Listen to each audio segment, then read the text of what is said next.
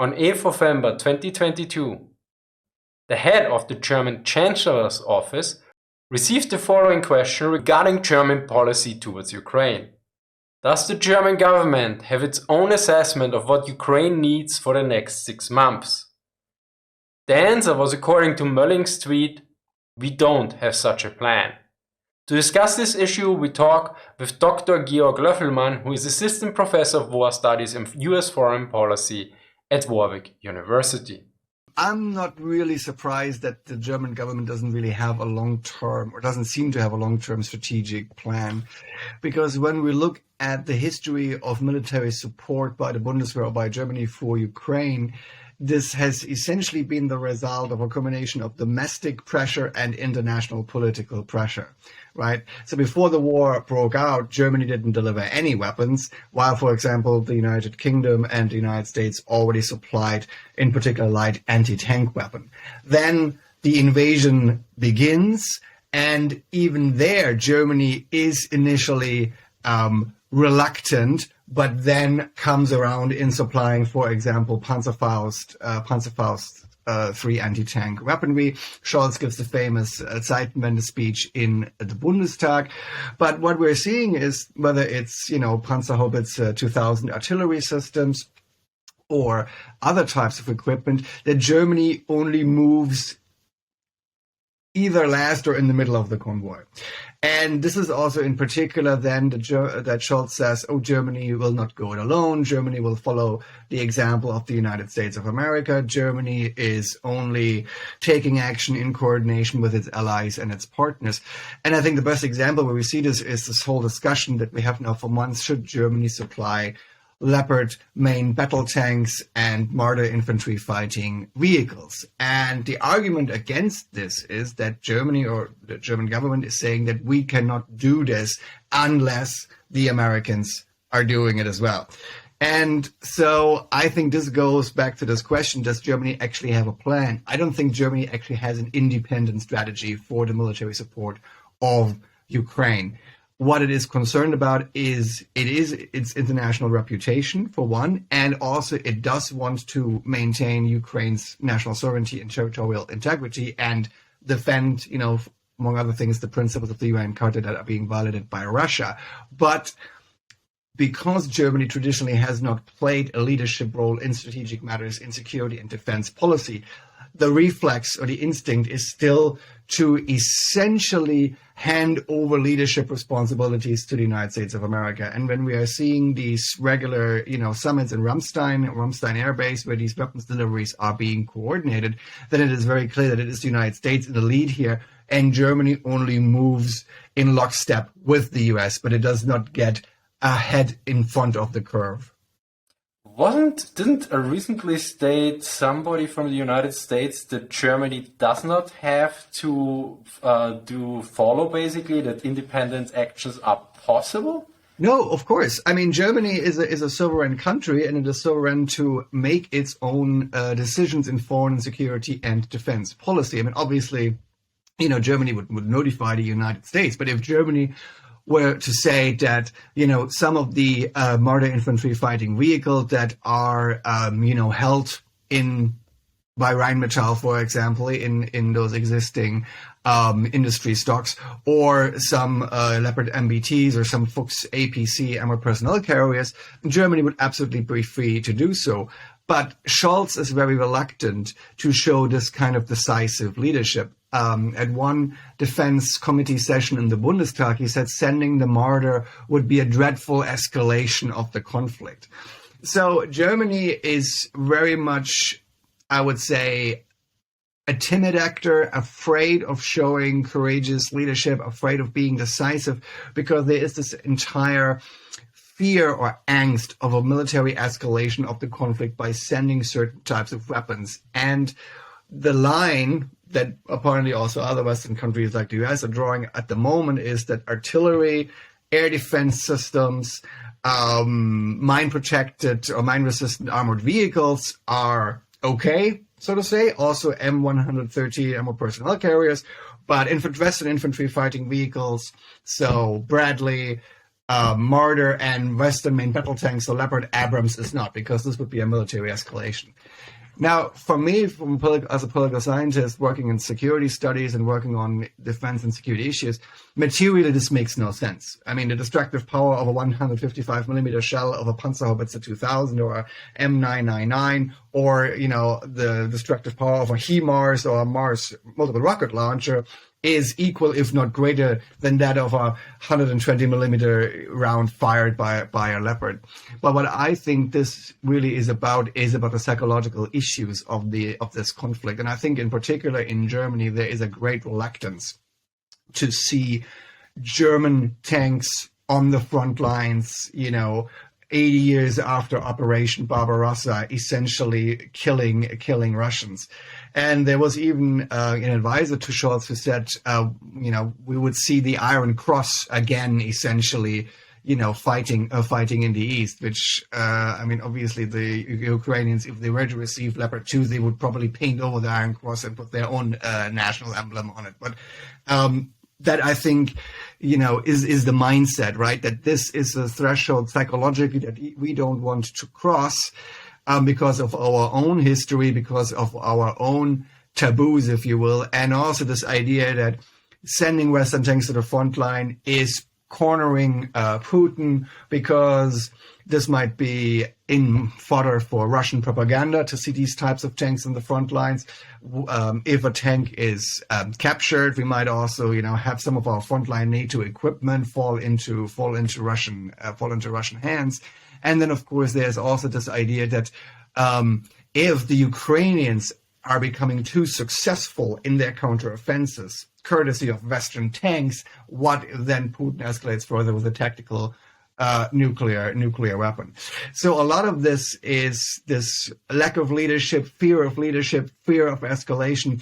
These are a lot of the psychological issues that play a big role here, I think.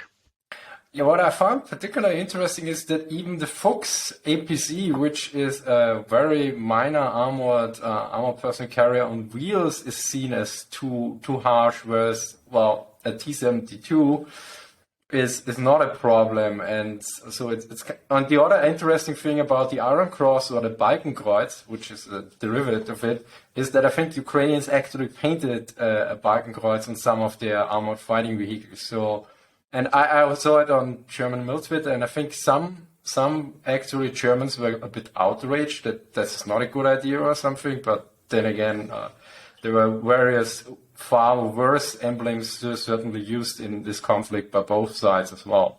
Yeah.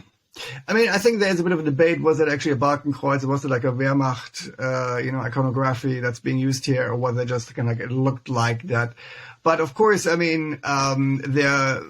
the Russians are painting stuff like Na Berlina, to Berlin and to victory, and World War II slogans on their tanks, I think that might also be a bit of like Ukrainian trolling to maybe using a German sort of like World War II imagery here, which of course does not help when we think about the debate of Germany, within Germany, who wants to avoid any association of its support for Ukraine with the Nazi past. And I think a lot of this debate about Ukraine, the Russo-Ukrainian war, German weapon shipments, isn't really so much about Ukraine and the war itself, but it is very much about Germany struggling with the guilt of its Nazi past and the Holocaust. Germany having developed, if not a pacifist, then a very anti-militarist sentiment. We're seeing this in the debate in Germany with figures like Jürgen Habermas and these sort of like left-leaning public intellectuals that are writing these open letters,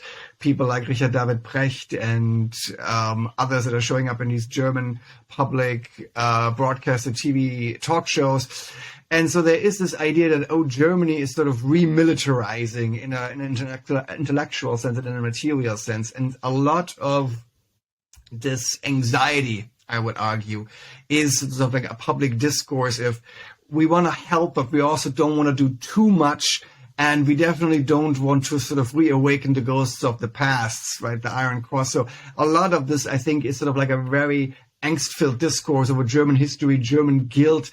We thought we had learned the lessons of the past, the nie wieder, never again. But it turns out that never again doesn't mean to have not a non-functioning army and not being able to help your neighbor when they are the victim of a war of aggression and an invasion. So in that context, it actually helps to have a credible fighting force and to be able to not just defend yourself and NATO territory, but also have functioning weapons that you can supply in aid to somebody who defends themselves according to the UN Charter. I mean, this is something, I might even have this from one of your tweets, could one also argue that this is just a huge excuse and that it's basically about, you could say, German politicians and leadership, and to a certain degree also the society, especially the people that write those open letters, just want to stay comfortable because basically for decades now, United States and others have provided security in Europe and around the world, and just like, okay, it worked for us. Why should we, for instance, spend German money? I mean, we spend money, but why should we spend German blood or something on security or something and also risk anything? So one could probably also argue this is just a huge excuse. I mean, I must say here, it could be a conscious or unconscious excuse. I certainly think it's probably more unconscious because, everyone knows this some people don't want to get out of the comfort zone. And if you're used to it, thinks, it works nice for us. So, let's do the least amount possible that I don't have to do anything major. And this could also be the case because, we are far enough away. Is this also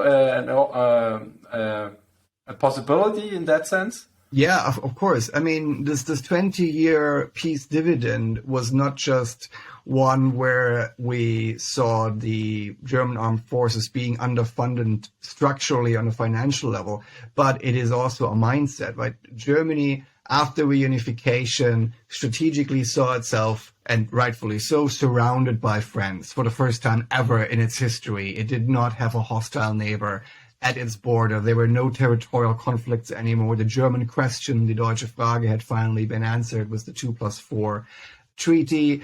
There was a genuine wish, and also out of gratitude for the role the Soviet Union played in German reunification, to develop friendly relations economically, diplomatically, with Russia, this energy partnership.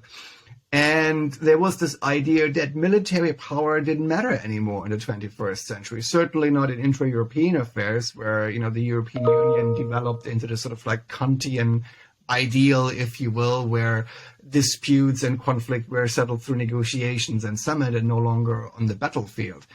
And when Germany did actually engage in military action, like in Kosovo in 1998 or like following the 9/11 terrorist attacks, it did so predominantly out of this idea of multilateralism and international solidarity, which became one of its absolute pillars of its strategic culture after the Second World War, right? Reintegration or integration into the West, into the NATO, into the European community. So when Germany went to war, so to say, it went to war out of solidarity with its allies and partners. I mean, why did Germany go into Afghanistan? It went so out of solidarity with the United States. But at the same time, and that was the second pillar of German strategic culture, it was this idea of military reticence.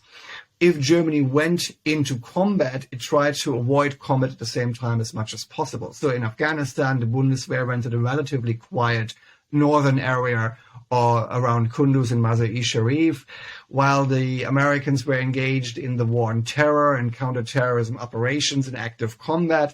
The Afghanistan mission was framed in Germany more as a peacekeeping operation, right? Digging wells and building hospitals and building schools.